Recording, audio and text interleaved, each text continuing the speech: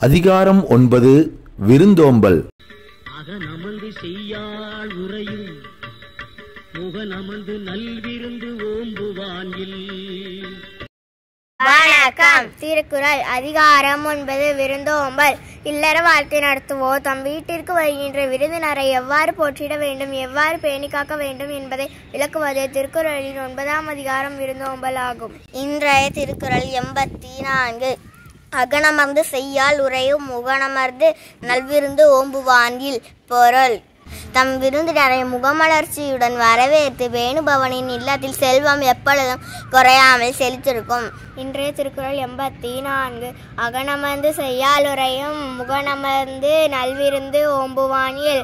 பொருள்: தம் விருந்தினரை முகமலர்ச்சியுடன் வரவேற்று பேணுபவரின் இல்லத்தில் எப்பொழுதும் செல்வம் குறையாமல் செழித்திருக்கும் என்று திருவள்ளுவர் கூறுகிறார். நன்றி.